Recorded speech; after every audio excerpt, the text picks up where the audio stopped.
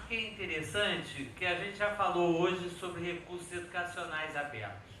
A experiência da OERU, que é uma universidade que não é uma universidade, ela é um conjunto de universidades associadas num consórcio que produzem recursos educacionais que podem ser apropriados por qualquer uma dessas instituições. E você pode, nós já estamos com um primeiro curso, em que esse curso tem co-certificação de todas essas universidades que participam. A importância disso é que os recursos educacionais produzidos são todos com licenciamento Creative Commons 4.0 Share Alike, que significa que você pode usar em qualquer lugar, mas você pode fazer uma obra derivada. Que significa isso? Eu posso chegar na Tanzânia, como foi o que o Laís fez, alguém na Tanzânia assistiu um curso que estava no Abasus.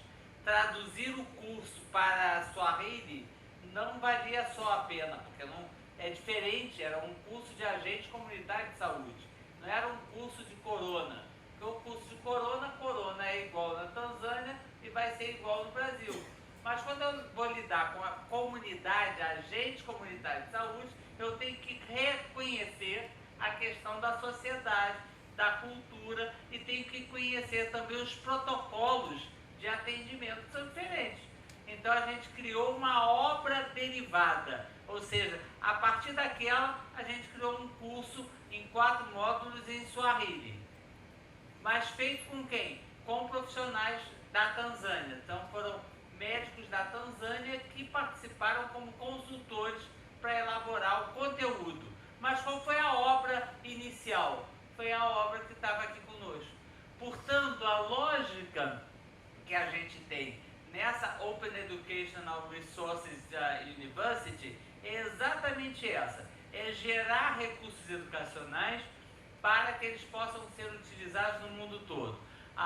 O Alexandre está fazendo um esforço para ver se a Unirede consegue aderir a essa organização e a partir daí ela possa também produzir recursos educacionais no Brasil que sejam oferecidos em rede internacional e que a gente também utilize esse material e com isso possamos ter sistemas de co-certificação e de aceitação de créditos acadêmicos nessas formações que forem feitas dentro dessa rede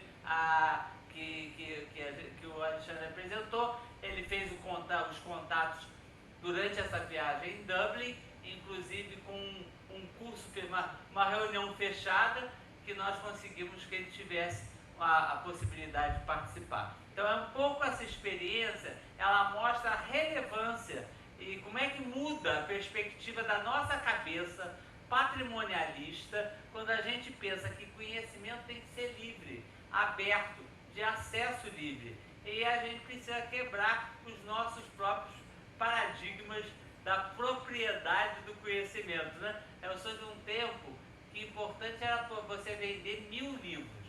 Se você fizesse uma edição de 1000 livros e vendesse tudo, você era um best-seller. Hoje em dia, eu quero botar o meu pensamento num blog e depois de 2 horas, 100.000 pessoas terem lido o meu pensamento. Não me interessa fazer um livrinho e ter 1000 livros distribuídos. Eu quero que o meu pensamento chegue a quantas pessoas forem possível. Então essa é um pouco a ideia. Não sei se eu cheguei à proposta, né, mas já temos lá uma escrita, Ricardo está escrito, mas é só para dar ideia.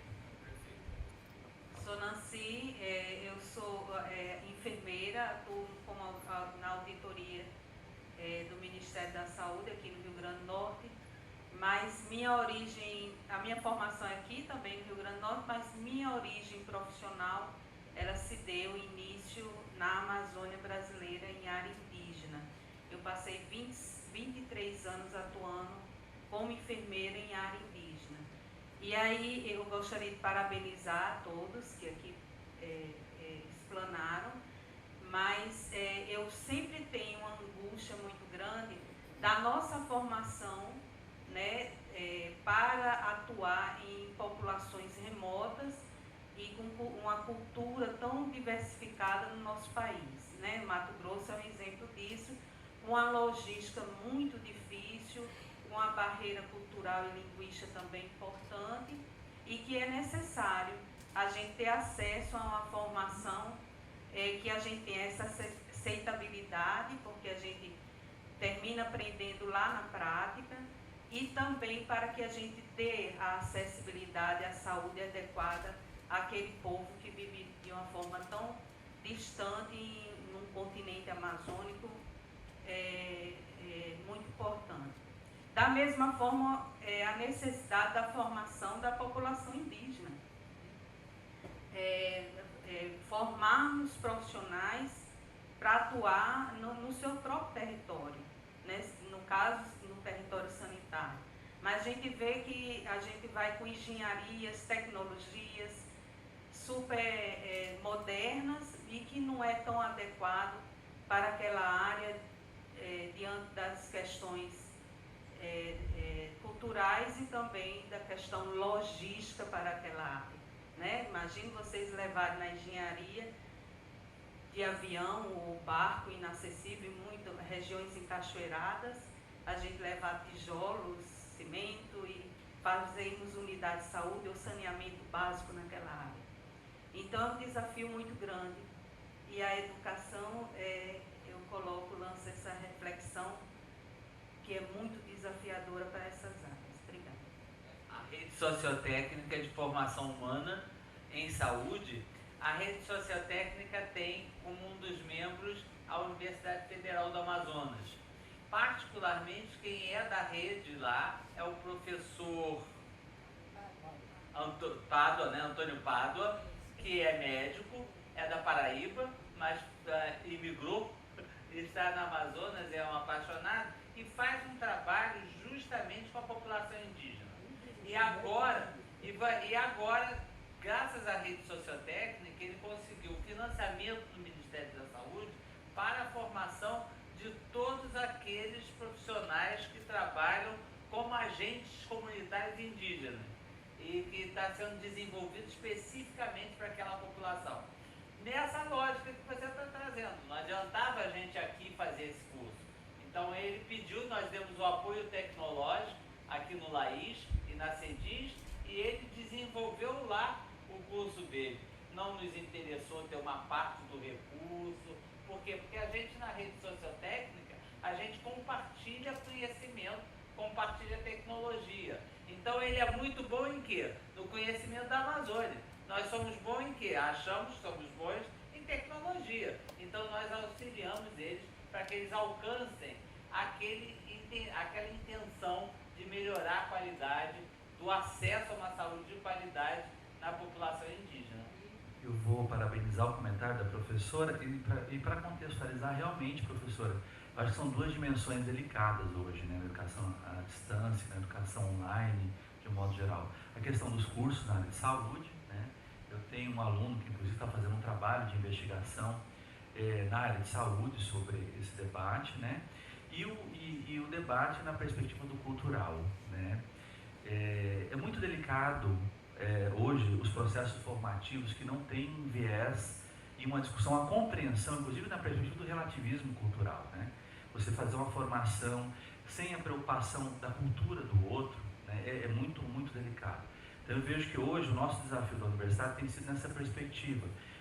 E para isso eu acho que é muito importante a gente falar sempre de ensino, pesquisa e extensão, porque é por meio da pesquisa nós temos conseguido ir mais adiante, né? Conhecendo a realidade do outro, respeitando a realidade do outro, né? Porque muitas vezes uma proposta formativa que ela é feita para uns não cabe para outros, né? E nessa perspectiva da educação indígena, não a nossa universidade, mas a Universidade do Estado de Mato Grosso, a UNEMAT, tem alguns cursos nessa formação. Eu acho que é um tema muito pertinente para a gente debater, né? E na Unirede, né, Carol, a gente já tem algumas discussões em grupos de trabalho com a Universidade de Lore, né, para discutir as questões relacionadas à afro-brasileiridade e outras questões que permeiam esse debate cultural, né, que é muito interessante, ele precisa ser feito. E aí fica o convite para a professora, inclusive, estar conosco, né, para discutir essa perspectiva do cultural, como que a gente pode lidar com esse novo, com esse diferente, né, e sempre sem perder de vista o respeito à cultura, né, só esse comentário que eu queria fazer, parabenizando a iniciativa.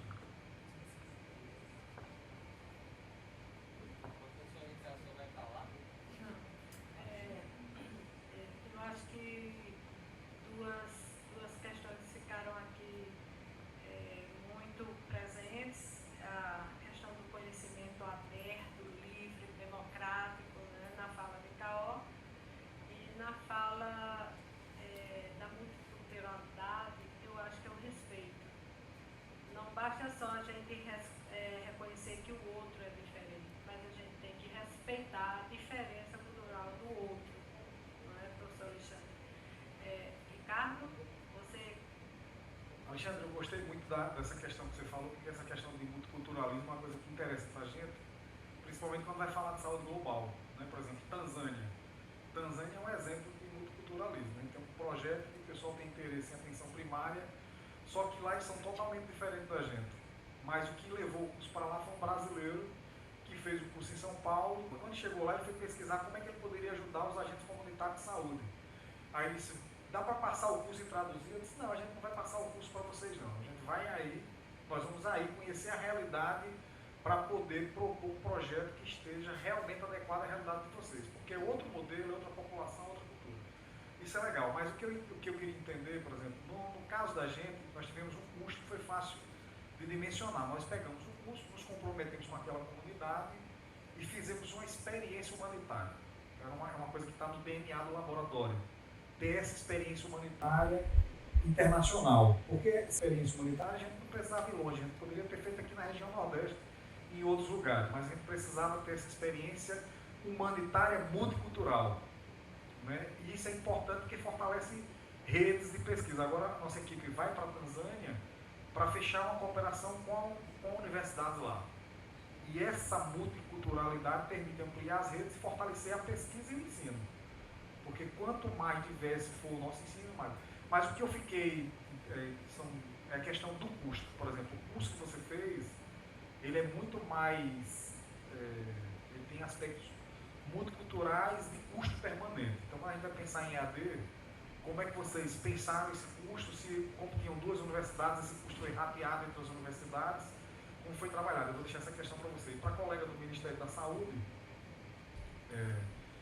essa questão, eu sempre falo, quando a gente está nas palestras, que a tecnologia, ela não resolve nada.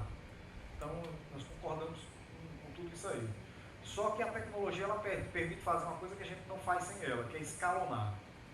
Então, quando eu escalono, eu atinjo uma parte significativa da população. Pá. Mas aí vai faltar a população indígena. Aí vem a rede sociotécnica, e a rede sociotécnica eu tenho o quê? Eu tenho o que é bom de cada um. Mas aí, voltando para a fala de Alexandre, quando a gente começa um projeto, eu digo, olha, o projeto em rede é muito bom, mas tem suas idiosincrasias. Né? Porque trabalho em rede é igual a trabalho escolar. Tem um que trabalha muito e outros que trabalham menos. Mas qual é a vantagem quando você tem uma rede, por exemplo, para trabalhar num país como o Brasil, diferente da Noruega? Noruega, apesar de ter sido um país pequeno, que tinha diversidade cultural lá para trás.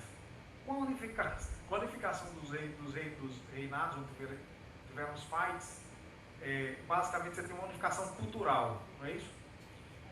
Culturalmente, você tem uma unidade. No Brasil, você tem vários países. Se a gente olhar, por exemplo, para a região norte, eu tenho dentro da região norte vários países. Manaus é totalmente diferente da região do entorno de Manaus. Por exemplo, eu tive com o Pádua lá, nós ficamos vivenciando uma experiência antes de fechar essa parceria com eles, e nós fomos de barco até uma comunidade indígena para trabalhar. E dentro de Manaus você tem comunidade indígenas LGBT, que é uma comunidade dentro da outra. É outra cultura, é outra forma de acesso, de disseminação de conhecimento. Mas qual é a grande vantagem de trabalhar em rede? Otimização de custo. Esse é o primeiro ganho. Quando a gente trabalha em rede, nós conseguimos otimizar o custo. Né? E aí você tem que entender o sentido de trabalhar em rede. Por exemplo, antes do AvaSUS, o Ministério da Saúde, se você for olhar como seu auditor, você pode verificar isso aí facilmente. Se você for observar o custo de um curso por aluno na UnaSUS, era R$ 4.500 aluno. Ricardo, isso era errado? Não. Era o modelo que se praticava porque foi o primeiro modelo a ser implantado. E a ideia da Unasus era trabalhar em rede, mas ninguém sabia trabalhar em rede. Trabalhar em rede é difícil, nenhuma universidade sabe, a gente vai aprendendo e fazendo. Com a Vasus, a gente já pegou, a gente conseguiu verificar quais eram as dificuldades e desafios que existiam naquele modelo. Então, assim, uma crítica que o pessoal faz, fiscal de obra pronta é mais fácil. A obra está pronta, chega lá e vão criticar. Então, para a gente foi muito mais fácil entender as fragilidades que tinham no modelo, porque nós vimos de fora.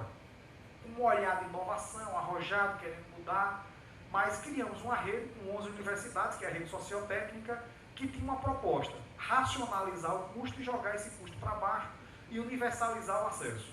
E assim foi feito. Começamos aproveitando um monte de material e expertise de Cristina, lá na UFPE, não sei se Cristina, quando a gente foi criar o primeiro curso, você veio para cá para falar sobre formação de conteudistas, modelos e tudo. Então, pegamos o modelo, elaboramos a primeira proposta e aquele custo de 4.500 num projeto que nós temos hoje, caiu para 1.480 por aluno. Mas é uma diferença significativa quando você coloca numa escala de 20 mil. Então, numa escala de 20 mil, o Ministério da Saúde economizou mais de 28 milhões. Então, a grande potência da rede está aí. A segunda potência é que na rede a gente compartilha não só o conteúdo, mas o que cada um tem de expertise, e aí eu concordo com o Alexandre, tem que ter a relação de confiança. Por que é que nós montamos uma rede com 11? Porque esses 11 já estabeleciam atividades em conjunto e tinham uma determinada relação de confiança. E aí, por exemplo, muitos dos materiais que Pádua está utilizando lá foram produzidos aqui com a ajuda de Cristina, com a ajuda de todo mundo. Outros cursos que já estão sendo desenvolvidos estão sendo utilizados. Agora, a forma de aplicação no território é o Pádua que vai dizer, porque a especialidade para trabalhar com índio, ele que tem, nós não temos. Então, a grande vantagem, e o Ministério da Saúde observou isso, é que você consegue racionalizar melhor e ter uma maior gestão sobre aquilo. Agora, a política institucionalizada da rede tem que ser clara, transparente e tem que ser pactuada. E o ideal não é que você tenha somente uma rede, viu, Alexandre? O ideal, assim como a gente tem 3 milhões de trabalhadores no Sistema Único de Saúde brasileiro, é um dos maiores contingentes do mundo de trabalhadores, nós precisamos, na verdade, ter mais de uma rede. Para quê? Para que essas redes, em determinado momento, elas concorram entre elas e também colaborem. Então, você tem modelos de colaborativo e competitivo. Essa competição ela é boa para quê? Para que a gente inove, porque sem competição não tem inovação. A inovação ela vem da necessidade de superar o que já está posto. Então você tem que ter concorrência. E colaboração para trocar experiências quando for necessário. Por exemplo, agora no coronavírus, nós tivemos que cooperar com um campus virtual da Organização Pan-Americana de Saúde. Então nós tivemos um modelo colaborativo. Mas em alguns momentos nós estamos concorrendo também. Concorrendo por oferta, por disputa de vaga e aí vai. Então isso é muito interessante. Então esse olhar de rede é assim, mas uma rede que domina todo o território nacional, eu não sou muito favorável. Eu acho que tem que ter redes, modelos e disputa. Disputa por espaço, disputa por oferta, disputa por novas tecnologias. Não é ruim. O ruim é quando está todo mundo fazendo concorrência de forma individualizada. Todas as universidades concorrendo uma contra as outras. Aí é ruim porque não soma. Mas quando você tem grupos que vão diversificar da região norte com a região nordeste, competindo para produzir inovação e colaborando quando por exemplo, para grandes enfrentamentos e grandes desafios nacionais. Tá certo? Era isso aí. Eu fico a pergunta para você, como é que vocês fizeram, Alexandre, esse modelo, porque eu fiquei bem interessante. Como foi pago a conta? O case, né? O case, né? Eu acho que eu anotei várias coisas na fala do professor que eu queria comentar, mas veja bem, eu acho que, primeiramente, quem pagou a conta, né? A gente, hoje nós temos um problema no Brasil hoje, professor, que a gente está enraizado em um modelo de financiamento de educação pública que chama UAB. Tudo que você vai fazer na universidade pública, quem pagou a conta? Hoje quem paga a conta da UAB é a tal da CAPES, né? Que a gente todo dia está lá, tem problema com o polo. Quem pagou a conta foi quem pagou os nossos salários, né? Então eu digo muito que a experiência que a gente faz, se a gente conseguir pensar em experiência institucional, muitas vezes se pensa, olha, para ter um tutor eu tenho que pagar alguma coisa para quem para a pessoa que vai ser tutor. Mas a tutoria é uma função que o professor, no seu dia a dia, em sala de aula, ele pode desenvolver, né?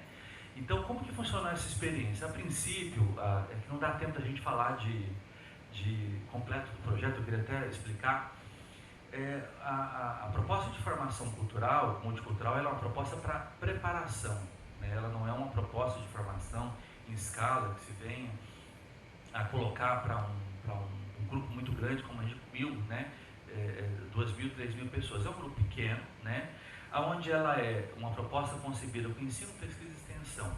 Os nossos professores participaram no Brasil, produziram material em português, e nas universidades de lá, quem produziu o material foi os professores das universidades de lá, certo? Então aí é a vantagem do trabalho colaborativo. Você não precisa pagar a conta, né? Nós já recebemos os nossos salários, agora é óbvio que dentro de uma parcimônia, a gente não pode trabalhar 50 horas, né? Então para os nossos professores foi muito prazeroso escrever o material, né? Então eles escreveram, né? A única coisa diferente que a gente teve foi a tal da bolsa para os tutores. A gente não tinha professores que falavam português e inglês. E aí a bolsa da universidade para aluno, a gente teve sorte de ter um aluno do curso de administração que falava português e japonês, e ele é um aluno da universidade. Que ele entrou no curso com um número muito pequeno, são 75 cursistas, salvo engano, no total. Foi super simples. Agora, o que a gente ganhou nisso tudo? Não foi uma experiência muito voltada para o custo. Primeiro, as interações, o processo de mediação pedagógica que aconteceu, a riqueza da inteligência coletiva da troca, né? Então, o exemplo do trabalho que a gente faz em grupo e alguém não faz, né? Quer dizer, aí eu acho que é a questão do grupo, da rede, e a rede não precisa ser uma rede grande, ela pode ser várias redes, né? Então, professor, eu acho que a questão de pagar a conta, ela passa por essas iniciativas. Agora, é claro que num processo maior, mais ousado, talvez a gente precise do financiamento, sim, fora do que a gente tem, se a gente for pensar em educação à distância. Mas essa proposta, primeiro, ela vem muito para você entrar naquela cultura, fazer a troca de conhecimentos, né? Porque é aquilo ali que vai dar base para a gente poder ir mais adiante. E aí, comentando alguns pontos, eu não sei se eu respondi a pergunta da conta. Os professores estão satisfeitíssimos, porque eles professores de administração, produziram um material sobre a história da política brasileira, como é que a coisa surgiu aqui no Brasil. O do Japão foi lá e contou a história dele. O debate foi maravilhoso, porque alguém contou a história dele, que veio para o português, e nós também, a nossa história foi para o japonês. O que é valoroso é o resultado do debate, que alguém escreveu em português, outro escreveu em inglês, outro escreveu em japonês, e a inteligência coletiva, ninguém paga o que a gente tira, sabe? Então, acho que a experiência da formação multicultural, ela vem nesse sentido. É a construção da inteligência e de valores que a gente não conseguia fazendo sozinho. Porque sozinho a gente ia ter uma visão monocultural, a visão da nossa casa, sem sair para fora, sem conhecer a realidade do outro e sem trabalhar o conceito da inteligência coletiva. Agora, eu acho que educação à distância e de um modo geral, se a gente for pensar nisso em escala, né, aí a gente tem que refletir, porque infelizmente hoje a gente depende de um modelo de financiamento público que a gente precisa de rever isso, professor, e nesse sentido você tem razão. É bem delicado a gente fazer propostas mais ousadas, mas esse projeto depois eu vou deixar disponível para vocês, gente, é um projeto que eu aconselho. Quem trabalha no projeto, depois da interação entre professores, alunos, comunidade, trabalhamos Virtual Exchange, depois a gente pode falar um pouquinho sobre a questão do intercâmbio virtual. Até hoje, professor Ricardo, os nossos alunos se comunicam, né? A questão das redes, eu falei um pouquinho das redes, mas eu concordo em partes. A questão do custo é importante, mas eu valoraria muito mais a mediação, a interação, as interações sociais que a gente tem, né? Mas eu acho que o custo é importante, sim, se você consegue, né? Exatamente, Não, mas eu acho que o custo é interessante, porque veja bem, se a gente tem a produção de um material, como o Caô colocou, a UFMT faz uma produção de um material REA, por que esse material não pode ser reutilizado aqui, né? Então o custo é realmente, eu concordo contigo sobre a questão do custo, né? Várias vezes então otimiza, mas eu acho que a gente tem que valorizar esse aspecto. E quantas vezes não precisa ser uma redonda, né? A gente pode ter consórcio, a gente tem que estimular a competitividade, concordo contigo nesse sentido. Eu queria fechar minha fala, passar para o Caó para ver se ele... Mas é que a gente precisa pensar em formas diferentes de fazer educação. Aqui eu matar.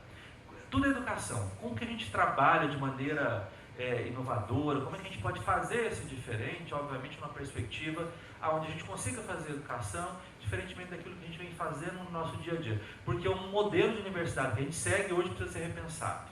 A gente precisa repensar, né? O que digam os nossos alunos e os nossos colegas. E aí as discussões em rede, né? As articulações de formas diferentes de fazer educação, elas são muito bem-vindas e esse debate tem que continuar, né, Carmen? Porque eu já vi que Carmen está aqui, nosso tempo está terminando, né? Mas a discussão é muito profícua e deve continuar nesse sentido.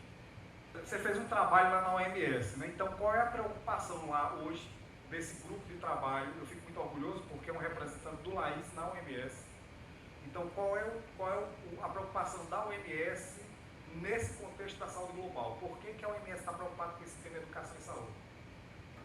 Então, é importante, cara, pelo seguinte, primeiro a gente já tinha gasto bilhões, os dados a gente teria que ter mais 2 dias de palestra aqui para mostrar o quanto já jogamos fora na OMS de informação.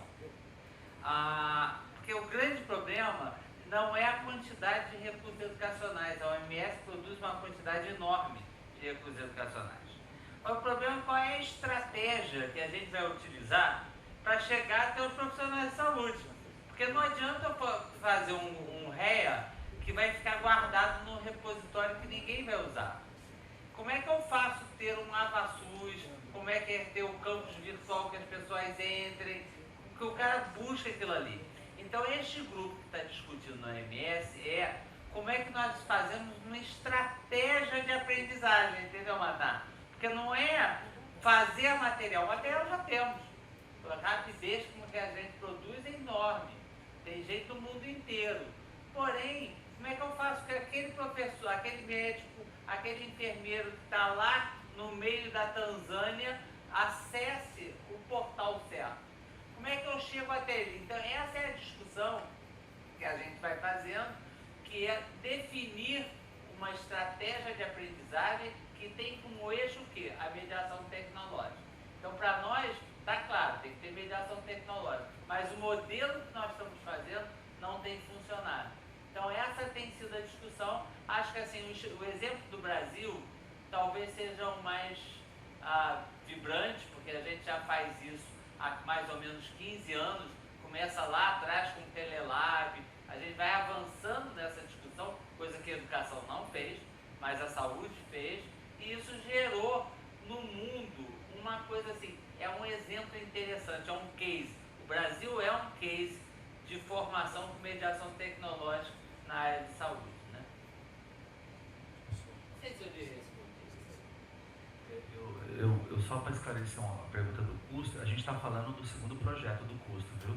O anterior, o da graduação, ele teve apoio do Banco do Brasil, teve o AB, teve uma série, viu, Ricardo? Que o anterior era uma graduação, tá? É porque a gente falou de dois. No curso de graduação anterior, a gente teve graduação, né? A gente teve apoio dos segmentos, né? O aperfeiçoamento já não. O aperfeiçoamento foi mais tranquilo, a gente conseguiu fazer online, né? A gente não tinha encontro presencial, né? Então ele era mais tutoria mesmo, né? É mais suave. Agora o outro curso a gente teve, porque a gente está falando de 2 projetos, né? Só para esclarecer.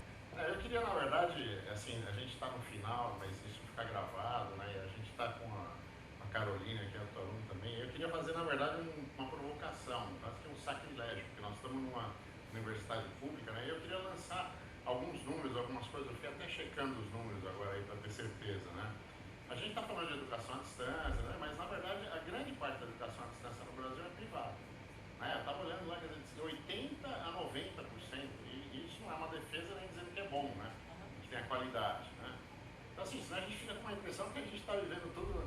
Eu tive com o Carlinhos agora, que foi o secretário da CL, outro dia na casa dele, semana passada, ele estava mostrando uns gráficos, que ele tem estudado os números, né? Então, quando começa a educação à distância no Brasil, a UAB assume lá uma posição muito grande, né? Depois o gráfico é impressionante, o número de alunos fica meio estagnado e o número de alunos de AD em educação privada é exponencial. E agora com essa liberação dos polos recentemente é exponencial, né? Por que eu estou dizendo isso? Universidade privada não faz rede. Universidade privada compra as outras, né? Vai lá o grupo e compra as outras. Nós tivemos uma ABED há alguns anos, uma consulta do CAD, que era para... A Croton estava querendo comprar Estácio, eles iam ficar com mais de 50% dos alunos do Brasil de educação à distância. Essa compra não foi aprovada, né? É impressionante você imaginar vai ter mais de 50% dos alunos, não é nem questão de público ou privado, de todos que existem, né? Instituição privada não usa regra.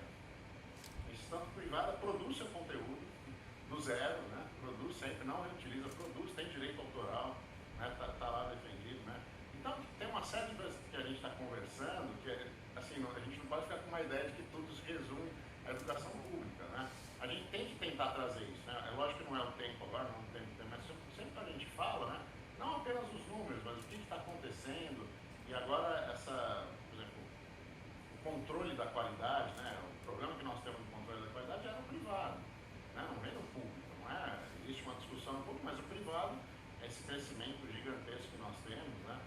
Então, inclusive uma questão, assim, apenas para terminar, né? Que acho que aproveitando que o Alexandre está aqui, a gente está organizando um evento, né? Vocês estão organizando um evento, tem uma discussão, né? De que a ABED representa as instituições privadas e o ESUD é o Congresso das Instituições Públicas. Não é verdade isso, né? A gente até está junto aqui, né? Hoje nós vamos, a gente tem que tentar, no Congresso do ICDE, evitar isso, né? Porque, assim, as pessoas estão livres para ir no Congresso da ABED, estão livres para ir no Congresso do ESUD, o ICDE não representa nem pública nem privada, mas a educação à distância no Brasil é um dos países que mais tem alunos privados no mundo. Se a gente for dar uma olhada assim, né, a educação privada à distância tem uma percentualmente maior. A gente tem que tentar discutir isso, né, em alguns momentos, talvez a gente possa discutir também uma discussão do ICDE em outros momentos, né, porque senão a gente fica conversando aqui, fica parecendo que tudo se resume ao público e, na verdade, a representatividade disso, né, no sentido numérico, não é o que acontece, né. Eu queria só fazer um comentário, realmente, assim, se a gente for pegar a universidade, o ensino superior, ele cresceu no ensino privado. Cresceu por quê?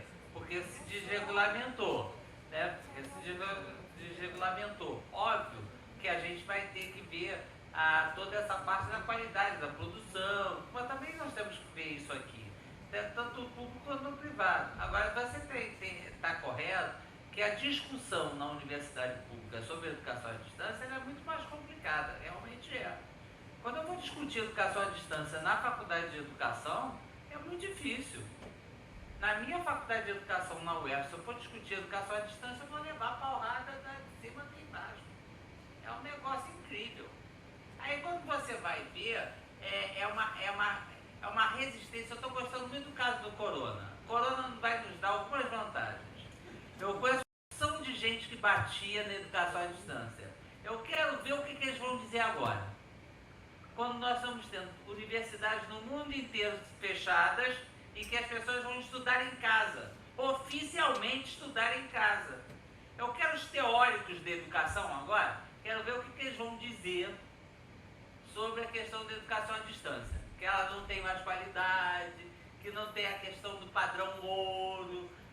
Padrão ouro com Corona, a Universidade do Minho fechou. As universidades americanas fechadas recomendando estudo à distância. As universidades americanas fazendo quais os links de repositórios em que você pode estudar e buscar crédito acadêmico.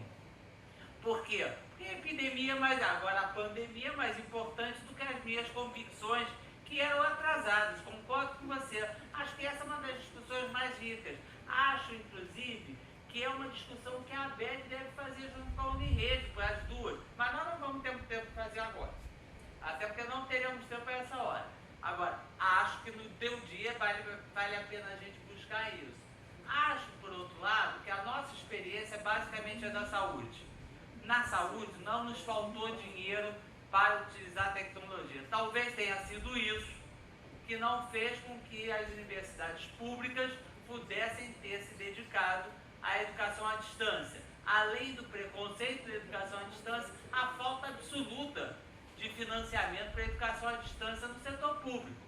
Já no setor da saúde, nós não tivemos esse problema. Então, para nós, não só a UFRN com o Laís, mas em todas as universidades que trabalham com o Ministério da Saúde, junto com a Fiocruz também, nós não tivemos falta de dinheiro para inovar. E inovamos. Agora, talvez na área de educação, quando você só tem um dinheiro e tem que dividir entre tudo, a briga pelo dinheiro estatal. Não temos mais tempo, acho que a gente já está estouradíssimo, que era 9 horas, todo mundo quer comer, Eu também quero comer, o Caroline quer comer. A gente hoje começou às 8h30 da manhã. Se alguém for tomar corona hoje, com limão, por favor. Corona só com limão e cerveja. Bom, Carol, o povo está precisando de... Deixa eu só fazer alguns comentários, né? Essa questão de ABED, Unirede, Matar, eu acho que, na verdade, tem uma compreensão, às vezes, um pouco, não muito, né?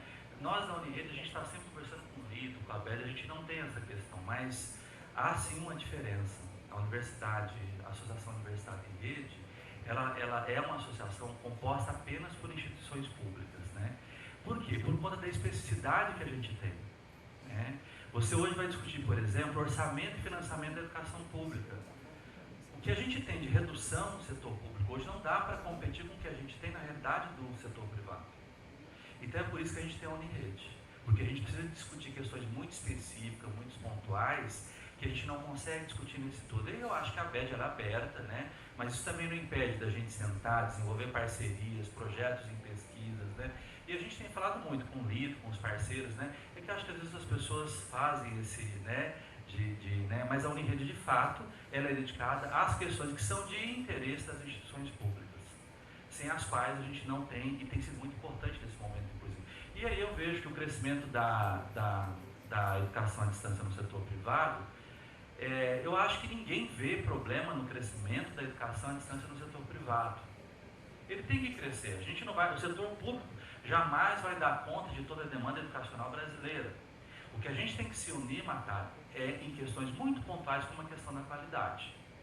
Porque na medida em que você faz educação, você faz uma oferta desenfreada, sem preocupar com qualidade, sem preocupar com outras questões, a gente acaba comprometendo a bandeira da educação pública à distância brasileira, né? Então, nesse sentido, eu vejo que a educação pública também não pode se privar desse debate. A gente tem problema de qualidade, sim, a gente precisa rever o que está acontecendo, mas eu acho que tanto a ABED como a Unirede são duas associações que têm como bandeira a discussão da educação como um todo, né? E embora a Unirede ela vai continuar discutindo essas questões. E a todo momento, a ABED é bem-vinda na Unirede, e acho que vice-versa também. A gente tem que trabalhar junto em prol desse bem maior que é a educação, né?